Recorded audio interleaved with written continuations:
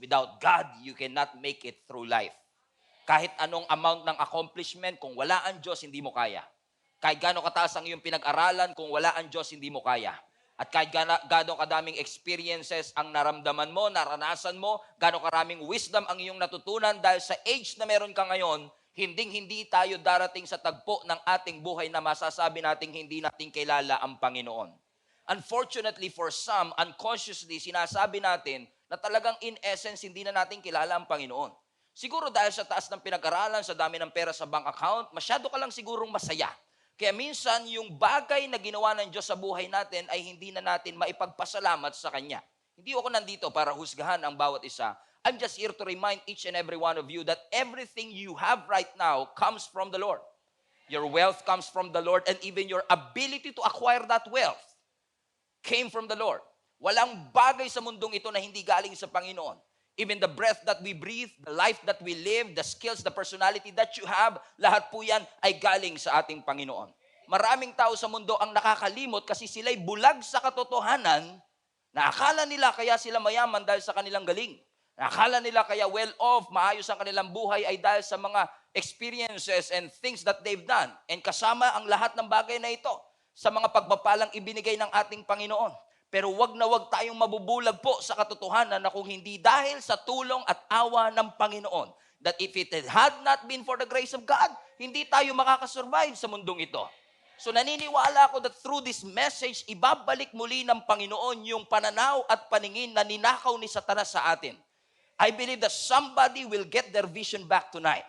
Somebody will get back that passion, that hunger, and that thirst for the Lord. Yung passion na nawala, yung thirst na nawala, yung hunger na nawala because of this blindness that we felt. Na minsan dahil sa mga circumstances ng ating buhay, nabubulag tayo sa katotohanan na kasama natin ang Panginoon kahit sa hirap ng buhay. Ibig sabihin, kaano man katindi ang pagsubok na pinagdadaanan mo, yung nag-aantay na katagumpayan sa iyo sa dulo ay higit na mas maganda. Worth it antayin. Worth it na hindi sumuko kasi may inihandang magandang bagay ang Panginoon sa bawat isa sa atin. Huwag kang magpapabulag sa sakit na nararamdaman mo ngayon at hindi mo makikita ang future glory na inihanda ng Panginoon sa bawat isa sa atin. Kung kaya, hinihikayat ko ang bawat isa mga kapatid kahit na mag-e-expire na yung boses ko ngayong gabi. Gusto kong ipaalala sa inyo, ngayong gabing ito, as we celebrate 9 years of God's faithfulness, global family, let us seek God right now in a deeper level. Let us serve God right now in a deeper level. Laliman natin. Ang taong susunod ay pagpapakalalim. Magpapakalalim tayo. Hindi na tayo basta maglilingkod lang out of our excess. Hindi tayo magbibigay lang sa Diyos ng spare time natin, hobby or extracurricular. Si Lord hindi magiging extracurricular sa ating buhay kasi siya ang number one. Siya ang sentro ng ating buhay. Because if you will say yes to God, kung magsasabi ka ng yes ngayong araw na ito, God will bring you to a life of miraculous. But if you will say no, kung hihindi ka, kung tatanggi ka, kung magpapabebe ka, you will miss the fullness of what God bled and died for you and for me. Sayang. Samantalahin natin ang pagkakataon. Nagbihis ka na lang din, namasahe ka na rin lang naman, tumingin ka rin na lang naman sa salamin ng 1 oras, huwag mo sayangin yung pagpunta mo dito. Seize the opportunity, samantalahin natin ang pagkakataon because I know you do not come here para sa entertainment. You came here because you want Jesus to transform your life. Gusto mong baguhin ka ng ating Panginoon. So my invitation to you is this. Serve the Lord your God with all your heart. Give your life to Jesus Christ. Dedicate yourself to Him. Give something to the Lord and serve Him wholeheartedly. It's now or never. Everybody shout that. It's now or never. Ito po mismo yung paksang pinag-uusapan natin sa Mark chapter 10. Sa Mark chapter 10, ang sabi ng Bible, merong isang bulag na namamalimos. At itong bulag na ito na namamalimos ay nakaupo sa gilid ng kalsada habang dumadaan ang ating Panginoon. Medyo miserable yung kanyang buhay kasi bulag na nga, wala pang pera. Iba siguro sa inyo, di bali bulag, pastor, basta maraming pera. Kesa may mata, wala namang pera. Amen? Pero siya, double siya, no? Oh, talagang double for trouble, no? Bulag na siya, beggar pa siya. And hindi ho yan unusual, lalo sa kapanahunan noon, sapagkat Kapag bulag, hindi makahanap ng disenteng trabaho back then. Kaya ang nagiging trabaho ng maraming mga bulag noon, especially at that moment, siguro dahil sa kawalan ng kaalaman sa siyensya pa ng mga tao before, ang kanilang nagiging remedy ay mamalimos ng kahit konti lang. Kasi alam niyo, yung mga beggars, wala naman tayong masyadong kilalang ganito, pero nakikita natin sila sa kalsada. At madalas, ang mga namamalimos, ang kanilang hinihingi ay yung mga tira-tira, excess. May nakilala na ho ba kayong namamalimos, ang hinihingi yung ATM ninyo? Wala pa naman, di ba? Wala namang namamalimos na hinihingi ATM natin, bank account natin, PIN code natin sa ATM natin o sa bangko natin. Para sa kanila, kontento na ako sa excess. Konti lang, okay na ako. Sapat na ako sa konting pagkain, sa konting damit. Kahit konti lang. Bigyan, ambunan mo lang ako. Masaya na ako. At maaaring ngayon, meron tayong prejudice at sinasabi natin, Pastor, I think this message is not for me. Kasi in the first place, hindi naman po ako bulag. At pangalawa, hindi naman po ako namamalimos. Now, let me tell you this, mga kapatid. I believe with all my heart, kahit gaano kakayaman, lahat tayo namamalimos. Think about it. Di ba pag may sakit ka, namamalimos ka ng kagalingan? Di ba pag malungkot ka, para kang namamalimos ng kaligayahan? Di ba kapag ka wala, hindi ka makamove forward, you are begging for progress? Hindi ho ba kapag may mali sa ating buhay, we are begging for God to put order into our life? Hindi ho ba kapag addict ka, ikaw ay namamalimos ng deliverance o kalayaan? Hindi ho ba pag malungkot tayo ay namamalimos tayo ng kaligayahan sa ating Panginoon? At some point in our life, maaaring hindi ka man namamalimos ngayon, namalimos tayo ng something sa Panginoon. At katulad ng blind beggar na ito, tumawag ka rin sa Panginoon, Lord, kahabagan niyo po kami. Kasi naniniwala ka na anumang sitwasyong hindi maganda na meron sa'yo, ay hindi yan ang kalooban ng Lord sa'yo. Hindi namatay si Jesus Christ para pahirapan ka. May purpose ang Panginoon sa iyong buhay. Ano mang edad, saan ka man nagtrabaho, ano mang school ang iyong pinag-aralan, God has a purpose for your life. Repeat that with me. God has a purpose for your life. And He wants you whole. He wants you sane. Because God has an assignment to you. May pinapagawa ang Panginoon sa iyo. Madalas lang nagbibingi-bingihan ka, madalas lang ayaw mong sundin. Pero may bagay na pinapagawa ang Diyos sa iyo. Nung nilikha ka niya, dinesign ka niya, nilagyan ka na kagad niya ng assignment, ng layunin, ng purpose. Kung paano yung electric fan, ang purpose niya ay magbigay ng hangin at mag-circulate ng hangin, ikaw may purpose din. Huwag na huwag mo sasabihin wala kang purpose. Ibig sabihin, mas may purpose pa yung ventilador kaysa sa'yo? I don't think so. Ikaw ay may purpose. Ikaw ay may layunin. Kaya ka buhay ngayon, may layunin ang Panginoon sa'yo. It doesn't matter kung paano ka pinalaki. It doesn't matter how young you are. It doesn't matter how old you are. Hallelujah. Huwag kayo titingin sa katabi ninyo. Amen? Because the purpose of God in your life is clear. It's not dependent on the family background, school that you went to or did not went to. Ang purpose ng Panginoon sa iyo, klaro. Hindi lang natin madalas makita, pero kung buhay ka ngayon, may layunin ng Diyos sa iyo. Kung may pulso ka pa, ibig sabihin may purpose ka pa. If you are alive right now, God has an agenda for each and every one of us. Ang problema, kaya tahimik yung katabi mo, hindi natin yun makita. Bulag tayo sa katotohanan na ang Diyos ay may purpose sa atin. Akala mo kasi pinabayaan ka na ng Diyos. Akala mo kinalimutan ka na niya. Akala mo walang bagay na inilaan ng Panginoon sa iyo. Naniniwala ako, kapatid, na kapag ikaw ay lumakad at pumasok sa kalooban ng Panginoon, dun mo lang mararanasan yung tunay na kaligayahan. Alam kong masaya ka ngayon, pero maniniwala ka bang mas may isasaya ka pa? Kapag pumasok ka sa kalooban ng Panginoon, masaya kang ginagawa mo yung kaya mong gawin. Because there are things in your life that you can do. But there are a lot of things that you are created to do. Ang ipurso mo, hindi lang yung kaya mong gawin. Ang ipurso mo, yung dahilan ng Diyos kung bakit kanya nilikha. There are a lot of things in your life, mga kapatid, that you are good at. Magaling ka magluto. Magaling ka matulog habang preaching. Talent yan. But there are things in your life that God ordained for you to do. Bago ka pa man ipinanganak, bago ka pa man magkaroon ng kakayanang makakita, nakita na ng Diyos ang future ng iyong buhay.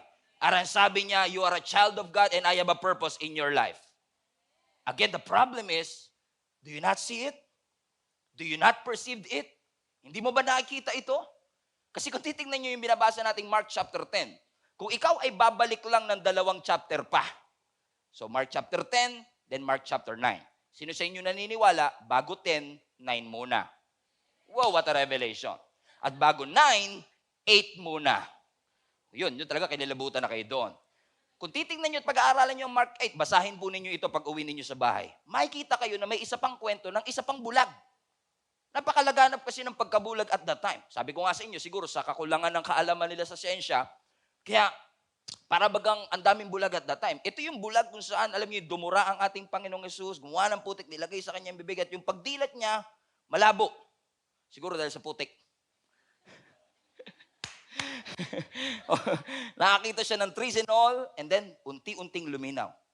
Kung titignan mo uli yun, kaya din siguro intentional ang Panginoon dun sa healing na yun kasi may lecture ang Panginoon, previous verses pa, bago mag-chapter 7, kung saan sinabi ng Panginoon sa bawat isa sa kanila, ito sa mga disciples to ha, ang sabi ng Panginoon sa kanila, do you have eyes to see? Bakit may mga tenga kayo, hindi kayo makarinig? Ano sinasabi ng Panginoon? You can see but you don't have a vision. You cannot see that you are blind. Grabe yun. You cannot see that you are blind. Oh yeah, praise God. Siguro mamaya mga 12 o'clock, tsaka, ay grabe, lalim pala nung joke na yun. Ngayon sobrang lalim, ngayon ko lang siya naintindihan. At sinasabi ng Panginoon sa kanila, alam kong nakakakita kayo mga disciples, pero sa totoo lang, sa spiritual realm, bulag kayo. At kung ikukumpara itong si blind Bartimaeus sa mga disciples, parang lumalabas na mas bulag pa yung mga disciples kesa kay blind Bartimaeus. At least si blind Bartimaeus, bulag lang siya physically. Pero ang mga disciples ay bulag spiritually. I wonder, ilan kaya sa ating ngayon ang katabi mo, pero bulag sila. Hindi nila makita ang mga layunin ng Panginoon sa kanila. Ang ifinifeed ng kaaway sa atin, mas masaya kapag nagsettle ka for less. Mas masaya kapag hindi mo binigyan ng panahon ng Diyos. And maybe, you will feel happy for a while. But true and lasting freedom, true and lasting joy, only comes from Jesus Christ. Kapag pinapasok mo at inimbitahan mo ang Panginoon sa iyong buhay, siguradong magbabago ang takbo nito. Kung kaya't ini-encourage ko ang 5 sa inyo, kahit 5 lang. Huwag na tayong mag-settle sa Christianity light, parang Diet Coke. Hanggang diet lang, pa-light lang, kung ano lang gusto ko, kailan ako available, magsiserve ako sa mga leftover ko, magbibigay ako sa excess ko, mag-i-involve ako sa spare time ko, sa hobby lang, sa extracurricular activity lang ng aking buhay. Today, tonight, God is going to change the way you see the Lord. Because the way you see the Lord will affect the way you live. And the moment na hindi mo ma-realize kailangan mo ang Diyos, hindi magbabago ang iyong buhay. Kaya siya'y nakaupo sa gilid ng kalsada, si Jesus ay dumadaan. Sabi ng next verse, verse 47, when he heard, everybody say heard, nung narinig niya, look at this, alam niyang bulag siya, pero alam din niyang hindi siya bingi. Kasi sabi ng Bible, nung narinig niya na si Jesus ay from Nazareth, ay papunta, naglalakad dun sa path kung nasan siya nakaupo. He shouted, Jesus, Son of David, maawa po kayo sa amin. Have mercy on me. Pwede niya sabihin, bakit pa ako tatawag? Wala nang pag-asa ang aking buhay. Bulag naman ako eh. Pero alam niyo mga kapatid, ang gustong-gusto ko sa storya na to, hindi siya nag-focus sa hindi niya kayang gawin. Nag-focus siya sa kaya niyang gawin. Alam niyang bulag siya pero nakakarinig siya. Alam kong hindi ako nakatapos ng pag-aaral, pero alam kong madiskarte ako, may talento ako, may skills ako. Nakikigis yung sinasabi ko mga kapatid, that you don't dwell on what you cannot do, instead you focus on what you can do. I cannot see you, but I can hear Jesus coming. Hindi ako mag-i-excuse na sabihin ko, hindi na ako gagaling, hindi na ako aahon, puro na lang mess, puro na lang limitation, puro na lang weaknesses ang aking buhay. Kaninang umaga may lumapit sa akin, Pastor, we thank you for the message. Physically, hirap na hirap siya. Pero ang sabi niya, I believe with all my heart, tinatawag ako ng Panginoon to a deeper level. What am I saying, mga kapatid? We all have our excuses. Lahat tayo may excuses. At hindi tayo mauubusan ng excuses. Pero where will you put your focus on? Sa mga bagay na hindi mo kayang gawin o sa mga bagay na kaya mong gawin? Kasi nung na-discover niya na itong si Jesus na ito ay dumaraan doon sa path na kanyang pinupwestuhan, sumigaw siya sa ating Panginoon. Sabi niya, Jesus, Son of David, maawa po kayo sa amin. Have mercy on me. I don't know. I just have a theory. Nung araw kaya na yon, ilang beses kaya siya sumigaw? Palagay ninyo. For mercy. Well, kung ako tatanungin nyo, palagay ko, that's the first time that he shouted. Kasi kung dumaan si Roberto, hindi naman siya sisigaw na, Roberto! Have mercy on me! Kasi ang daming dumadaan. Pero bakit nung narinig niya yung pangalan ni Jesus, tumawag siya at nanghingi siya ng awa? Take note, hindi niya sinabing, alms, alms. Hindi niya sinabing, palimos, Lord. Hindi niya sinabing palimos. Ang hiningi niya, awa mula sa ating Panginoon. I submit to you, maaari na narinig ng blind Bartimaeus na ito, yung istorya, 2 chapters earlier, kung saan pinagaling din ng Panginoon yung isang bulag, at maaaring narinig niya na si Jesus ay nagpapagaling ng bulag. Hindi kayang magbigay ng paningin ng doktor, hindi niya kayang magpagaling, pero ang Diyos kaya niya. Kaya sabi niya, kung pinagaling niya yung bulag, kahit ginamitan ng putik, kung kayang gawin ng Panginoon yun, alam kong kaya niyang gawin yun sa akin. And if God did it for somebody, I know God can do it to my life. Kaya sabi niya, hindi ko papalagpasin ang pagkakataong ito. Jesus, Son of David, have mercy on me. When he heard about Jesus.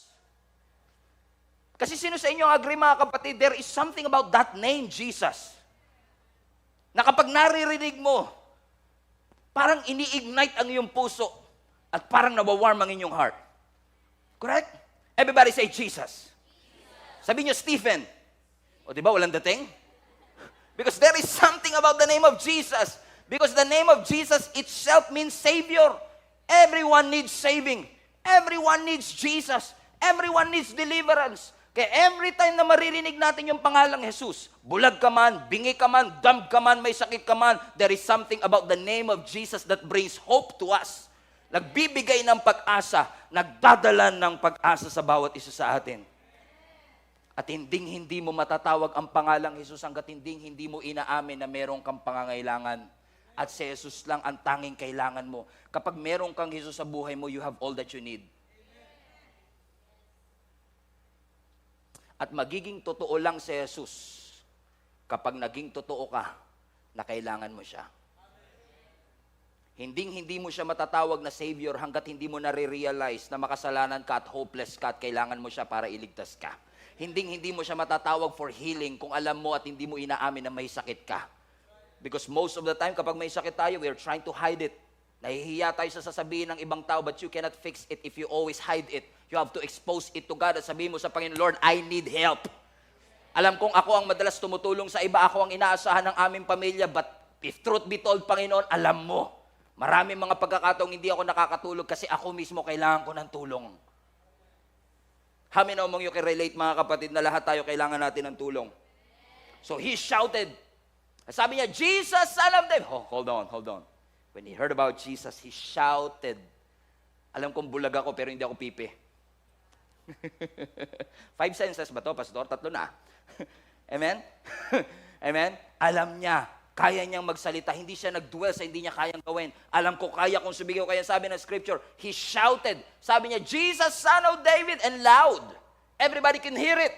Jesus, Son of David, have mercy on me. Kasi alam ni blind Bartimaeus, kung ang lalabas sa bibig ko pagrereklamo ko, hindi ako gagaling. Matagal na ako nagrereklamo. Matagal ng puro negatibo lumalabas sa bibig ko. Pero nung narinig niya ang pangalang Jesus, nakaramdam siya ng pag-asa. Ginamit niya ang kanyang bibig hindi para magreklamo, kundi tawagin ang ating Panginoong Jesus. Iba kasi yung naniniwala ka lang kay Jesus, iba rin yung nagsasalita ka, tumatawag ka kay Jesus. Amen? Kasi marami sa atin naniniwala pero ayaw natin tumawag. Ang sabi ng Bible, let the weak say. Hindi sinabing let the weak think. Ang sabi, let the weak say, ano? I am strong. Hindi sinabing let the weak continue to study how weak you are. Ang sabi ng Bible, let the weak say what? I am strong. Kung ikaw ay mahina, don't talk about your weakness. Say you're strong. Not by denying it, but by declaring strength in your life. Let the poor say. Come on, let the poor say. Parang mas malakas yung let the poor say, I am rich, Okay, malaki pa ang kailangan ng katabi mo ngayon, Sabi mo sa kanya, kung kailangan mo libre mamaya sa pamasahe, libre na rin kita. Amen? Kailangan magtugma yung sinasabi sa laman ng puso. Kasi madalas, mga kapatid, ang sinasabi ng bibig mo, malakas ka, pero laman ng puso mo, alam mong hindi. So, kailangan magkaroon ng harmony. Yung sinasabi ng ating bibig at laman ng ating puso. That, Lord, I am weak, but I'm gonna say I am strong. Why is that important? Kasi kapag marunong ka mag-confess ng mga pangako ng Lord sa iyong buhay, kapag kaya mo i-confess ang salita ng ating Panginoon sa iyong buhay, na alam ko mukha kang malungkot ngayon at nakakaramdam ka ng lungkot sa mga panahong ito, pero every time maririnig mo yung sinasabi ng Psalms 23 verse 4, that though you walk through the valley of the shadow of death, you should not be afraid, for God is with you, and you continue to confess that with your mouth, God is with me. I feel lonely, but I'm not alone. God is with me. God is with me. God is for me. You continue to confess, not just what you see, not just what you feel. You are continuing to confess what you want to experience in your life. Determinado talaga siya, no? Napansin nyo? Tutuwa nga ako dito kay Blind Bartimaeus. He cannot see, but he is so focused. Sabi niya, Jesus, Son of David, have mercy on me. Si Bartimaeus, tumatawag kay Jesus. Si Robilin, tumatawag sa Panginoong Jesus. Si Isa, tumatawag sa Panginoon. Si Stephen, tumatawag sa ating Panginoon. Sino-sino kaya sa night service ngayong gabing ito ang tumatawag sa ating Panginoong Jesus? Kasi pagka pinag-aaralan ng kwentong ito, pag tinatanong natin, anong pangalan ng bulag na lalaking ito sa Mark chapter 10? Siya si Bartimaeus. But actually, yung pangalang Bartimaeus ay hindi talaga pangalan. Kasi sa Hebrew, ang ibig sabihin ng Bartimaeus, halimbawa, bar, sa Hebrew, ang ibig sabihin ng bar is anak. Timaeus, pangalan ng kanyang tatay. So kapag sinabi mong Bartimaeus, anak ng tatay niya. Parang Bar Stephen. Kung magkakaanak ako, Bar Stephen. Anong pangalan mo? Bar Stephen. Bar David. Di guess yung iba. Mga millennials, di na naabuto si Bar David. Hinebra. Number 1. Amen? Si Bartimaeus. Look at this.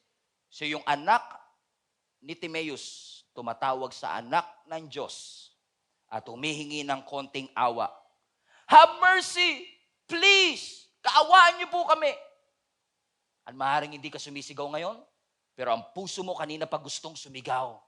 Maawa ka, Lord, addict ako. Maawa ka, Lord, broken ako. Maawa ka, Lord, empty ako. At lalong maawa ka, Lord, empty pocket na po. Maawa ka, Panginoon. Have mercy on me. Sino sa inyo, mga kapatid, deep down within you, you are praying and asking God for mercy. Lord, have mercy. Have mercy. Look at this. Look at the shift here. Kanina, namamalimos siya ngayon. Umiiyak na siya. Kasi bakit ka mamamalimos kung pwede ka namang umiyak for breakthrough? Sabi mo sa katabi mo, stop begging. Stop begging. Kasi ang mga beggars, they are just looking and expecting for excess, sobra-sobra. Pero this time, hindi na sobra hinihingi niya. Sabi niyo, Lord, kaawaan mo ako. Bigyan mo ako ng atensyon. Lord, I want to experience your malasakit. Because a beggar begging is expecting for an excess, but crying is expecting for a miracle. But, sabi ng verse 48, naingayan sila sa sigaw ng lalaking ito. Kaya sabi ng verse 48, many people told him to stop. Stop! Stop! Stop! Actually, mas masakit yung Greek word. Sa Greek word, sabi mismo ng disciples, beggar, shut up. Shut up. Shut up. Stop. Stop. Stop. Mas masakit. Alam niyo kung ano mas masakit? Yung disciples mismo ang nagpapatigil sa kanya. Or kung hindi man kasama yung disciples na nagpapatigil sa kanya. Now, that I find it fascinating. You know why? Because yung mga disciples, alam nila yung ministry ni Jesus. Ang ministry ni Jesus, magpagaling ng may sakit. So, ang trabaho dapat nila, tulungan yung may sakit na lumapit kay Jesus. Diba? So, ang trabaho talaga nila, is to usher the people into the presence of Jesus. So ang trabaho nila, usher. Ang ginawa nila, bouncer. Naging bouncer sila. Huwag ka lalapit, huwag ka lalapit. Tap, tap, shut up, shut up. No, their job is supposed to usher the people into the presence of God. But instead of ushering them into the presence of God, naging bouncer sila. Huwag kang lalapit. And I wonder ilan kayang mga church people ngayon na ang trabaho sana ay mag-usher ng tao palapit kay Jesus, pero nagiging bouncer tayo, sinasabi natin, hindi ka pwede lumapit, may kulay buhok mo. O hindi ka pwedeng lumapit, you are not dressed well enough for the Lord. You're not educated enough, experienced enough. No, our job as a church is to bring people into Jesus Christ. We are the salt and light of the world. You're supposed to be salty. You're supposed to shed your light. So kung ikaw yung nasa katayuan ni blind Bartimaeus at pinipigilan ka ng ibang lumapit sa kanya, if you feel messed up and screwed up, if you feel like nasa hukay ka at parang hindi ka na maiaahon, at sinasabi lagi ng ibang tao sa'yo, wala ka ng pag-asa. Huwag ka nang tumawag sa Panginoon, hindi ka niya naririnig. I am here tonight to break that lie and tell you, mga kapatid, that God is here to accept you just as you are. I'm here to tell you, mga kapatid, na ngayong araw gusto ng Lord sirain yung kasinungalingan na yan, na kung pakiramdam mo at sinabi ng iba sa'yo na hindi ka naririnig ng Panginoon, you have to hang on, hold on, because help is on the way. Better things are ahead of you and not behind you. The best days are ahead of you. The best is yet to come. Just continue to call upon the name of Jesus. Tawag lang ng tawag. Kahit pinipigilan ka ng iba. Don't ever allow somebody to stop you from coming to Jesus. And tayo rin naman, huwag tayong naiinis doon sa mga laging sumisigaw. Pastor, grabe naman kasi yung katabi ko kanina.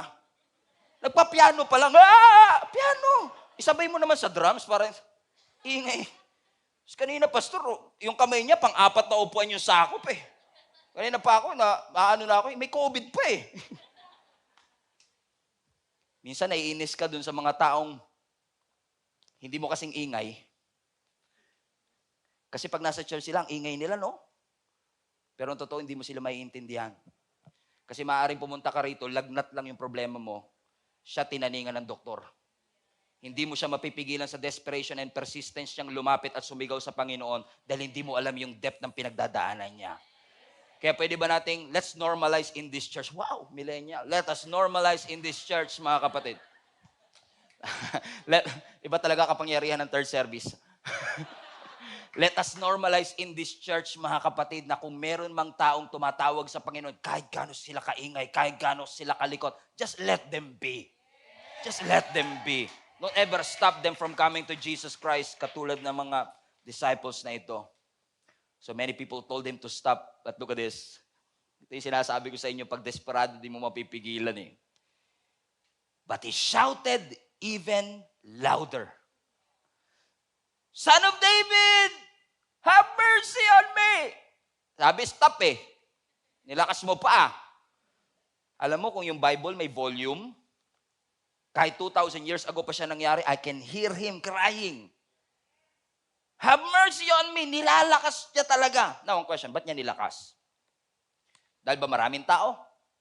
Kasi at this point, Passover celebration, people are going to Jerusalem, the crowds are building, ang daming tao, busy ang city. Obviously, maraming tao. Pero kung ang basihan niya lang ng pagsigaw, hindi ako marinig. Walang sense yung kanyang ginagawa. Walang substance yung pagsigaw. May kilala ba kayo sigaw lang ng sigaw, walang substance yung pagsigaw? Nakakainis din yung sigaw ng sigaw, wala namang substance yung sinasabi, correct?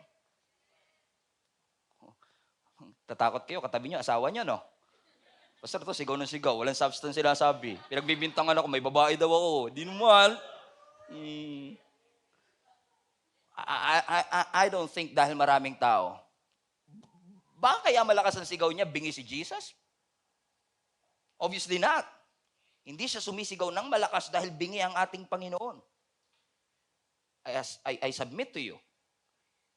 Isa sa mga rason, if not the only reason kung bakit siya sumisigaw ng mas malakas kahit pinipigilan pa siya ng mga disciple, is simply because alam niya, kapag si Jesus hindi ako narinig, wala na akong pag-asang gumaling. this is the only opportunity I have to get healed. So kahit magalit kayo sa akin, it's now or never. And it worked. His persistence worked. His desperation worked. Amen?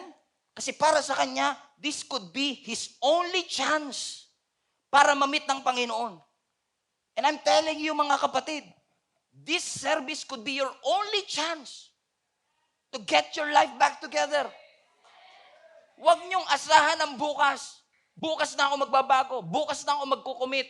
Maganda rin po yan. Bilang pastor, everyone is welcome. Pero bilang preacher ngayong gabi, I'm telling you this, sa Biblia, merong 8,000 na pangako. 8,000. Pero wala ni isang pangakong buhay ka pa bukas. Wala. Hindi inassure ng Panginoon, huwag ka mag-alala kahit bukas ka magbago. Hihinga ka pa naman bukas. Hindi. Walang assurance na buhay pa tayo bukas. So kung maglilingkod ka, it's now or never. Kung magkukumit ka ng buhay kay Kristo, it's now or never. Kung ibibigay mo ang sarili mo sa Kanya, it's now or never because this could be your only chance. So isigaw mo na. Umiyak ka na. It's now or never. And this guy, alam niya, ito lang, this could be my only hope. This could be the last straw of hope. And I will not waste this opportunity to call upon the name of Jesus. Son of David, have mercy on me. Maawa ka sa akin. Habang nasa Jericho siya, sigaw siya ng sigaw. Have mercy on me. Have mercy. Hold on.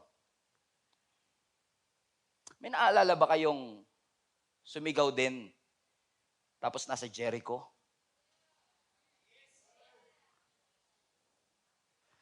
Siguro itong si Blind Bartimaeus, alam niya yung story dun sa Old Testament? Sa Joshua chapter 6. Kung saan yung mga Israelites umiikot dun sa Jericho wall, hindi sila pwede magsalita for 6 days, which is a miracle in and of itself. Yung hindi ka magsalita for 6 days. Sino sa inyo naniniwala kayo yung katabi nyo, hindi lang magsalita ng 1 day, milagro?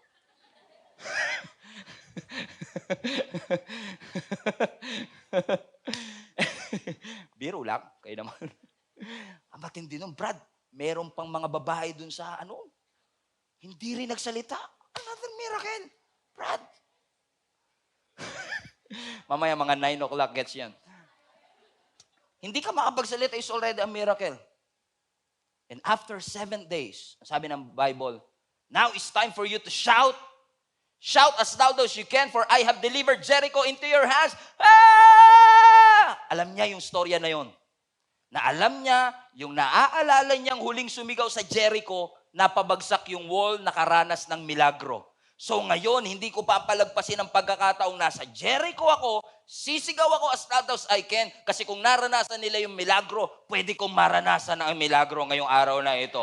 So he shouted even more, Jesus, Son of David, have mercy! Maawa po kayo! Have mercy on me! Sa Old Testament, ang kasama ng mga Israelites si Joshua. Nag-deliver sa kanila papunta ng Promised Land. Nilabas sila sa bondage. Sa Mark chapter 10 sa New Testament, Joshua, Yeshua. Same name actually. Both name says Savior. Sa Old Testament, si Joshua, nilabas sila sa bondage of slavery. Si Yeshua is willing to deliver him from the bondage of blindness. Hindi ko papalagpasin ang pagkakataong ito. I'm gonna cry out to God and say, Jesus, Son of David, loud to louder, big to bigger. Hindi niyo ako mapapahinto. I'm desperate and persistent enough to call upon the name of Jesus. Sabihan niyo na akong baduy, tanggalin niyo ako sa group chat, i-friends over niyo ako, wag niyo akong isama sa mga gathering natin kasi nakikj yan kayo sa akin, but no one can stop me from calling on the name of Jesus. So from loud to louder.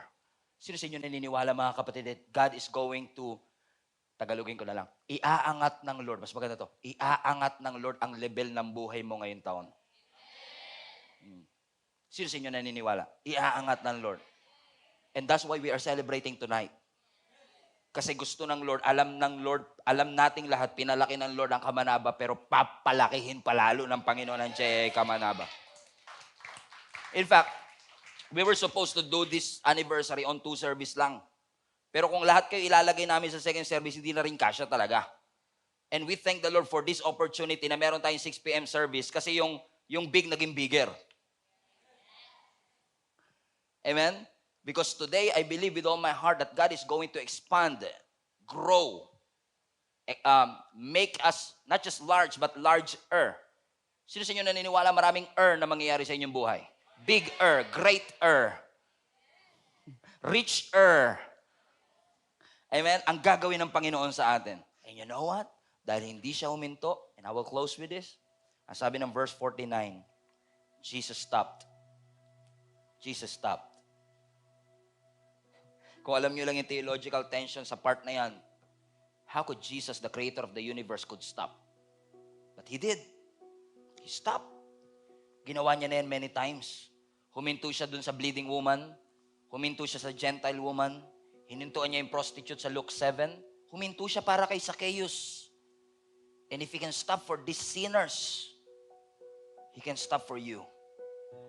Nung huminto ang ating Panginoong Jesus, ang sabi ng scripture, continue reading, call Him over. Tawagin niyo siya. Kanina yung lalaki yung tumatawag kay Jesus. Ngayon si Jesus na ang tumatawag sa kanya. Verse 51, sabi ng Panginoon, what do you want me to do for you? Master, I just want to see. Gusto ko lang po makakita. Hindi niya sinabing, konting barya lang po. Konting pagkain lang. Kasi alam niya yung kalibre ng ating Panginoong Yesus.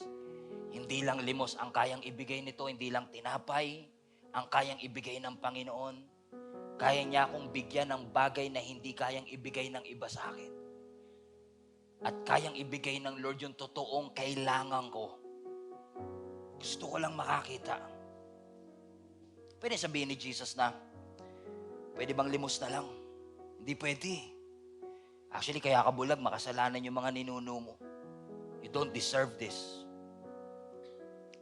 But you know what? That's the beauty of God's grace. You don't deserve it. But God gave it anyway. God knows your dark secrets. God knows your deep secrets. God knows your dirty secrets. But God chose to love you anyway. He asked for healing. Pwedeng humingi siya ng tinapay, right? Sanay na siya sa paghingi ng tinapay. Because sometimes when the wait is long, we usually lower our standards. Napansin niyo yun? Pag matagal mo nang inaantay, binababa mo na yung standards mo. Right? Nung 17 ka pa lang, tall, dark, and handsome. 24. Lord, kahit tall, dark, pwede na, Lord. Tall, dark. 27. Dark, Lord, dark. Pero siya, He did not settle for less. Sabi niya, I know, alam ko ang kalibre ng Diyos. Hindi lang ako kaya nitong bigyan ng limos. Kaya ako nitong bigyan ng kagalingan. Yun ang gusto kong ipakita sa inyo ngayong gabi. Huwag mong i-underestimate yung kayang ibigay sa iyo ng Panginoon ngayon. Maaaring iba sa inyo, pinagpe-pray nyo kanina, Lord, sana sa pag-ating ko ng anniversary, mabago man lang yung takbo ng aking araw, sumaya man lang ako para bukas pagpasok ko sa opisina, hindi ako bad trip, 6:00 pa lang. And many of you are asking, Lord, change my day. Minsan pag nagbabasa ka ng mga inspiring words, oh, thank you. You made my day. And sometimes we apply it to the Lord and sinasabi natin, Lord, I will come to church right now. Make my day. Ang sabi ng Panginoon sa atin, sure ka ba? Namatay ako sa krus? Nilibing? Muling nabuhay? Tapos ang tingin mo, kaya ko lang gawin to change your day? No. I cannot just change your day. I can change your whole life. So come to me and ask me something big because I am able to do it exceeding abundantly above all that you could think or imagine. I cannot just heal you. I can make you whole. I cannot just motivate you, I can inspire you to follow Jesus like never before. Just come to Him right now and say, Lord, I'm not gonna settle for less. Tinipid ko yung hingi ko dun sa mga taong may kakayanan, but right now, I'm here because I want to come to you and show you, God. I'm not just desperate. I believe you can do big things in my life. So come to Him with an expectation. Ano sabi ng Panginoon sa kanya? You may go. Your eyes are healed. Pinagaling ka na ng ating Panginoon because of your faith. At dahil siya'y nakakita, immediately, sabi ng scripture, he went down on the road with Jesus. Utang niya sa Diyos kung bakit siya nakakakita ngayon. Utang niya sa Diyos kung bakit yung buhay niya ngayon ay nagbago at tinaas ng Lord ang level. Hindi ko sasayangin yung buhay na binago ng Diyos para gawin ko at magsettle ako sa bagay na alam kong hindi ko layunin. I'm gonna follow Jesus kahit saan niya ako dalhin. Because I have a story to tell. Not how great my life is, but how great my God is. How gracious He is. How righteous He is. How holy He is. So right now, I want to encourage you to stand up. Right now. Stand up on your feet. If you can, even in your home, stand to your feet. Raise your hand sa Panginoon. And we're gonna pray for you. I want to pray for you right now. Let me pray for you.